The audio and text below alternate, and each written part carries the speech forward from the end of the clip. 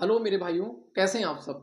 आशा और उम्मीद करता हूं कि आप मस्त होंगे, स्वस्थ होंगे और अपनी पढ़ाई पूरी तरह से व्यस्त होंगे। तैयारी 4.0 की आप अगर तैयारी कर रहे हो, चाहे प्राइमरी की तैयारी कर रहे हो, चाहे आप जूनियर की, चाहे टीजीटी की, चाहे पीजीटी की। रिसेंटली अभी मुझे अपनी एक कॉपी बेसिकली मिली है, जिस कॉपी का काफ़ी योगदान है। इस कॉपी में बताऊं कि मैंने ऐसा क्या क्या कर रखा था, इसके जिसके माध्यम से मुझे सिलेक्शन तक पहुंचने में बहुत आसानी हुई। अगर आप 4.2 की तैयारी में एक सीरियस कैंडिडेट हो, सच में आपको लग रहा है कि मुझे इस बार सिलेक्शन ले ही लेना है क्योंकि 1.2 दिया, फिर 2.2 दिया, फिर 3.0 दिया, नहीं सिलेक्शन हो पाया, या फिर किसी कारणवश 3.0 दिया था, सिर्फ एक दो मार्क्स सिलेक्शन नहीं हो पाया, तो रिसेंटली आपको ऐसा क्या करना चाहिए और इसमें मैंने ऐसी क्या चीजें कर रखा था इस कॉपी में जिसका सिलेक्शन तक मुझे पहुंचाने में काफी बेहतरीन तरीके से योगदान था। मैं आपसे हमेशा एक चीज कहता हूं कि अगर आप तैयारी कर रहे हो, मायने ये नहीं रखता आप कितने आवर्स पढ़ते हो, क्योंकि किसी भी सरकारी नौकरी की तैयारी में समय मायने नहीं रखता है। क्यों? क्योंकि बहुत सारे ऐसे कैंडिडेट्स हैं जो जॉब के साथ साथ तैयारी करते हैं और उसके बाद भी एग्जाम क्लियर करते हैं। बहुत सारे ऐसे कैंडिडेट जो 10-10 12-12 घंटे पढ़ते हो, फिर भी सिलेक्शन नहीं होता है। मुझे ऐसा लगता है कि हार्ड वर्क से ज्यादा इंपॉर्टेंट होता है स्मार्ट वर्क, और स्मार्ट वर्क अगर आप कर रहे हो किसी भी तैयारी में, तो आप यू कैन डू इट, आप कर जाओगे और उस एग्जाम को आप आसानी तरीके से क्लियर भी करोगे। बेसिकली इस कॉपी में आपको बहुत अच्छी तरीके से दिखाऊंगा, लेकिन हाँ, इसमें है क्या वो बताता हूँ आपको मैं। टीआरई 1.2, टीआरई 2.0 और टीआरई 3.0 तीनों की जब मैं री एग्जाम की तैयारी कर रहा था, तो उस टाइम पे मैंने क्या किया था कि एक एक पेपर को बहुत अच्छे से एनालाइज कर रखा था, किसमें कितना पार्ट से पूछा गया है, इन द सेंस कि अगर मैथ से पूछा गया तो कितने क्वेश्चन पूछा गया। अगर आप ये खुद करोगे, क्योंकि मैं अगर प्राइमरी का बना रखा हो तो बता दूंगा तो आपको आसानी होगी, आपको डायरेक्ट टाइम नहीं वेस्ट करना पड़ेगा। आप ये एक टॉपिक को नोट डाउन कर लेना कि हाँ, इसमें से इतने पूछेगा, इस सब्जेक्ट का ये योगदान था। आपको एक ओवरऑल चीजें समझ में आ जाए कि हाँ, किस पार्ट का कितना योगदान है और किस चैप्टर कितनी वैल्यूएंस है, ये समझना बहुत जरूरी है। तो मैंने उस टाइम पे बना रखा था, काफी टाइम मेरे लगा था, फिर भी क्योंकि मैं चाहता हूं कि आपका टाइम बचे और आपका टाइम वेस्ट ना हो, उस टाइम को आप कहीं और यूटिलाइज कर पाए, इस पर्पज से बेसिकली इस वीडियो को कर रहा हूं मैं। तो आप इन टॉपिक्स को नोट डाउन कर लेना अच्छे से एक जगह पे, और उसके बाद उन चीजों को समझ लेना। बेसिकली जब मैंने पेपर को रखा 1.2 को बहुत अच्छे से एनालाइज किया, समझा कि किस पार्ट से कितने क्वेश्चन पूछे जा रहे हैं। पता चला कि यार मैथ से 10 क्वेश्चन है, 8 क्वेश्चन, 15 को जो भी क्वेश्चन रहे, किस किस टॉपिक से आ रहे हैं, पता लगा ये टॉपिक से आ रहे हैं। ठीक है, इस तरह से मैंने चीजों को किया। अब चलिए मैं आपको दिखाता हूं कि किस तरह से मैंने चीजों को बनाया था। और इस वीडियो पे अगर आप नए चलो तो सब्सक्राइब कर सकते हो और वीडियो को अधिक से अधिक शेयर करें। चलिए वीडियो पे दिखाते हैं आपको कॉपी पे। देखिए बेसिकली ये है बीपीएससी 1.0 1.2 का जो पेपर कंडक्ट हुआ था, उसके उस पेपर के एनालिसिस है। और ओवरऑल ये पेपर कंडक्ट हुआ था 24 अगस्त को। अब इसको बहुत इजीली तरीके से देख पा रहे होंगे। मैंने बनाया था कि यार मैथ में 25 क्वेश्चन पूछे जाते हैं, और उसके बाद उसमें पहले वाले में बेसिकली 25 क्वेश्चन पूछे गए, फिर आपका 16-16 क्वेश्चन पूछे जा रहे हैं। तो किस किस चैप्टर का क्या वैल्यूएंसी थी, तो मैंने देखा कि यार एलसीएफ एचसीएफ के बेसिकली क्वेश्चन पूछे गए थे, प्रॉफिट लॉस के पूछे गए थे, और परमुटेशन कम्बिनेशन के क्वेश्चन पूछे गए थे। बेसिकली ये चैप्टर इतना इंपॉर्टेंट नहीं, परमुटेशन एंड कम्बिनेशन। फिर आपका पूछे गया था फ्रैक्शन से पूछा गया था, फिर परसेंटेज के क्वेश्चन थे, सब इंपॉर्टेंट चैप्टर है, चाहे फ्रैक्शन हो चाहे परसेंटेज हो। मेंसुरेशन से क्वेश्चन आपको पूछे गए, एसआई और सीआई से क्वेश्चन पूछे गए थे। फिर आपका बायनोमियल थ्योरम से क्वेश्चन पूछे गए थे। फिर लॉग से एक क्वेश्चन पूछा गया था। लॉग के क्वेश्चन बेसिकली अब नहीं आते, लेकिन तैयारी 1.2 में आया था। फिर भी मैंने इस चीज को जब 3.2 में एक बार देख के गया था, ताकि कोई ऐसी चीज मिस ना होने पाए, जिससे अगर एक क्वेश्चन भी आए, क्योंकि ये एक क्वेश्चन का दर्द वो लोग गुरु समझते हैं जिनका एक नंबर से 2 नंबर से नहीं हुआ है। फिर एल्जेब्रा के कुछ क्वेश्चन पूछे गए थे, बेसिकली फार्मूला बेस्ड क्वेश्चन पूछे गए थे। उसके बाद बात करें तो आपसे क्वेश्चन पूछे गए थे एज, यानी आयु से संबंधित, इसकी आयु उतनी, उसकी आयु, इस टाइप के क्वेश्चन बेसिकली पूछे गए थे। फिर मैं बात करूं तो रीजनिंग की बात करूं तो रीजनिंग में सिर्फ 4 ही टॉपिक से बेसिकली उस बार क्वेश्चन पूछे गए थे, और ओवरऑल 7 क्वेश्चन पूछे गए थे। फिगर काउंटिंग से पूछे गया था, सीरीज से क्वेश्चन थे आपके, कोडिंग डिकोडिंग से क्वेश्चन थे, और एनालॉजी, ये 4 टॉपिक से क्वेश्चन पूछे गए थे। अब हम जब टीआरई 2.0 के बेसिकली पेपर को एनालाइज करेंगे तो उसमें और चीजों को समझेंगे। फिर फिजिक्स के क्वेश्चन पूछे गए थे। फिजिक्स के क्वेश्चन की बात करूं तो बेसिकली 6 क्वेश्चन पूछे गए थे। मापन यंत्र से क्वेश्चन पूछे गए थे, चुंबकीय क्षेत्र से क्वेश्चन थे, गुरुत्वाकर्षण से क्वेश्चन थे, ग्रेविटी से, और लाइट और विद्युत। इन 6 टॉपिक से आपको, इन 5 टॉपिक से बेसिकली क्वेश्चन, आपके 6 क्वेश्चन पूछे गए थे। ठीक है, उसके बाद मैं केमिस्ट्री की बात करूं तो केमिस्ट्री से एक ही चैप्टर से क्वेश्चन पूछा गया था बेसिकली, और वो टॉपिक था अम्ल और क्षार। हो सकता है इससे भी एक दो क्वेश्चन पूछे गए होंगे।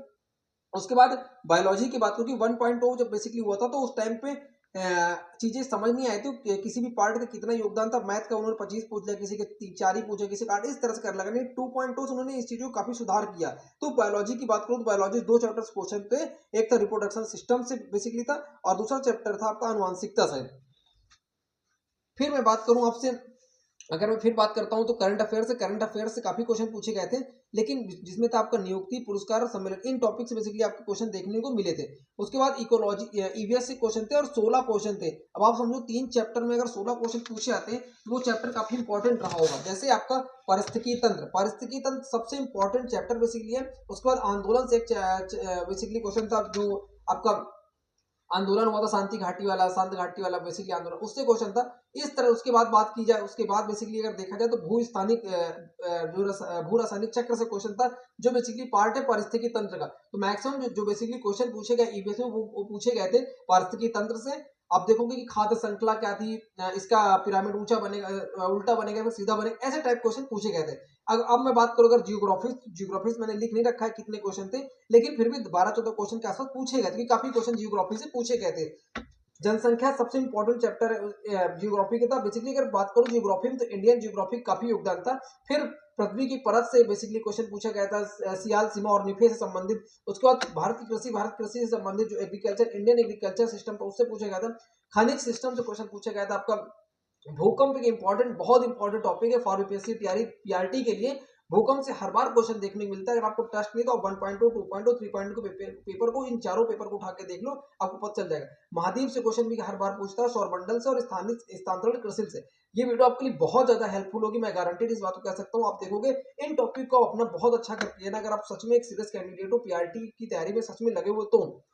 फिर मैं बात करूँ अगर हिस्ट्री से बेसिकली आपको पता होगा कि बीपीएससी प्राइमरी में बेसिकली हिस्ट्री के क्वेश्चन में की बात करूं तो मॉडर्न हिस्ट्री सबसे ज्यादा इंपॉर्टेंट है। दिल्ली सल्तनत से क्वेश्चन पूछे गए थे। होम रूल लीग से क्वेश्चन पूछे गए। 1857 की क्रांति जो सबसे इंपॉर्टेंट है मॉडर्न हिस्ट्री में, चंपारण आंदोलन से संबंधित क्वेश्चन था कि रामचंद्र शुक्ल वगैरह जो था, उसका एक बुक से क्वेश्चन था। बेसिकली आपने देखा होगा इसका आंसर राजेंद्र प्रसाद करके था, एक 72 ऐसे करके कुछ क्वेश्चन था, मुझे एग्जैक्ट याद नहीं इस टाइम पे। भारत छोड़ो आंदोलन से क्वेश्चन था 1942, असहयोग आंदोलन 1920 और सविनय अवज्ञा आंदोलन 1930। कांग्रेस अधिवेशन बेसिकली जो हुए थे, कांग्रेस अधिवेशन में आपको पूरे कांग्रेस के अधिवेशन पढ़ डालना है। कांग्रेस अधिवेशन से हर बार 1 से 2 क्वेश्चन देखने को मिलते हैं। और कांग्रेस अधिवेशन की अगर मैं बातचीत करूं बेसिकली आपसे, तो कांग्रेस अधिवेशन की स्थापना कब हुई, कौन इसकी स्थापना हुई थी, कब हुई थी, कहां हुई थी, और जो इंपॉर्टेंट अधिवेशन जैसे पहला, दूसरा, तीसरा, चौथा, इलाहाबाद में हुआ चौथा वाला, पहला वाला, ठीक है, कोलकाता, मद्रास, इस तरह पूरा एक सीरीज से पढ़ डालना। और जो इंपॉर्टेंट बेसिकली आपका वंदे मातरम कहाँ गाया गया, जनगणमन किस अधिवेशन में वो हुआ था, जो इंपॉर्टेंट आपका 1947 के आसपास किसका वो था, किस जेबी कृपलानी थे उसके अध्यक्ष, इस तरह से उसके अध्यक्ष देख लेना। और बस इस तरह के इंपॉर्टेंट आपको फैक्ट इसमें याद करके रखना है। फिर बात करूँ तो बिहार स्पेशल की बात करूँ, बिहार स्पेशल तो बेसिकली किसी को आइडिया नहीं था कि बिहार स्पेशल भी क्वेश्चन पूछे जा सकते हैं। बेसिकली 2 टॉपिक से क्वेश्चन पूछे गए थे, वो थे जनजाति और जनगणना। जनगणना से क्वेश्चन 1.2 में क्वेश्चन देखने को मिले था। और फिर एक जनजाति से क्वेश्चन था कि संथाल जाति के लोग कौन सा फल, ऐसे कुछ क्वेश्चन था। फिर एक क्वेश्चन बेसिकली 1.2 और 2.2 में देखने को मिला, लेकिन 3.2 को जब एग्जाम होता है मार्च में, उसमें नहीं देखने को मिलता है। और 3.3 एग्जाम में भी ये टॉपिक से क्वेश्चन देखने को नहीं मिलता है।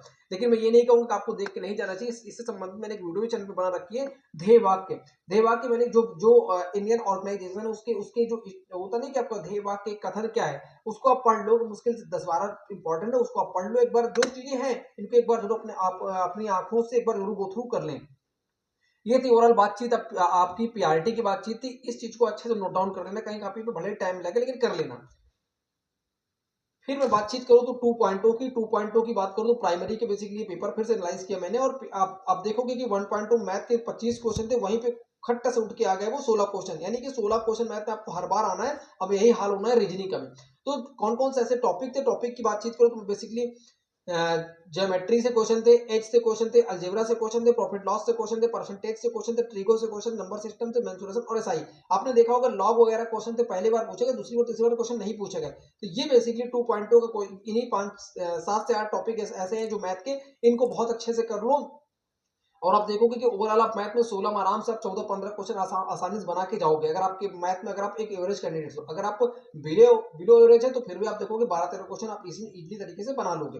फिर मैं बात करूं तो रीजनिंग की अगर बातचीत की जाए तो बेसिकली इस बार उन्होंने काफी अच्छे तरीके से रीजनिंग को वो किया, क्योंकि पिछली बार 7 क्वेश्चन थे और इस बार की बातचीत करूं तो बेसिकली 16 क्वेश्चन थे। कौन कौन से ऐसे चैप्टर थे रीजनिंग, अगर आपको नहीं आते तो किसी भी यूट्यूब से किसी भी टीचर तो रीजनिंग को बहुत आसानी तरीके से बहुत कम समय में सीख सकते हो। हमेशा आपसे एक बात बोलता हूँ, मैथ और रीजनिंग 2 ऐसे सब्जेक्ट है जिसको आप बहुत आसानी तरीके से पीआरटी में 32 क्वेश्चन में से 30 क्वेश्चन तक आसानी तरीके से किया जा सकता है। 28 से 30 के बीच में बहुत अच्छी तरीके से आप कवर कर सकते हो।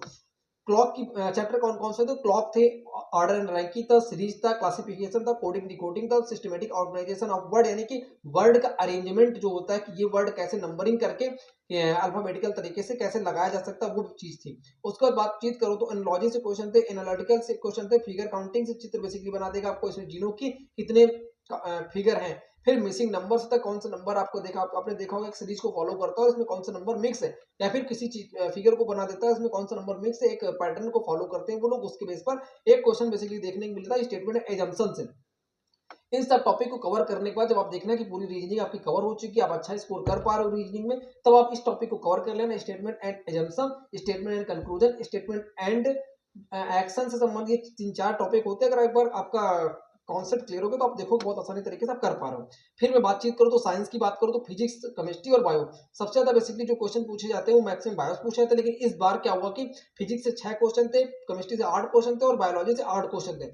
फिजिक्स के कौन कौन सा चैप्टर था आपने देखा होगा, लाइट चैप्टर पिछली बार भी आया था और इस बार भी लाइट चैप्टर आपको देखने को मिला है। फिर बात करो साउंड वेव जो बेसिकली ध्वनि संबंधित चैप्टर है उससे थे, हीट से था, इलेक्ट्रिसिटी और प्रेशर। इलेक्ट्रिसिटी में पिछली बार से क्वेश्चन पूछे गया था, इस बार भी क्वेश्चन पूछे गए। ये 5 चैप्टर ऐसे हैं, आप सोचो कि आप 5 चैप्टर को अच्छे से कवर कर लोगे तो आप 6 नंबर, आपके 6 क्वेश्चन आपको देखने को मिलेंगे। बेसिकली फिक्स नहीं होता है कितने क्वेश्चन किससे पूछे जाएंगे, लेकिन हम एक पीवाईक्यू पैटर्न को फॉलो करते हैं किसी एग्जामिनेशन के।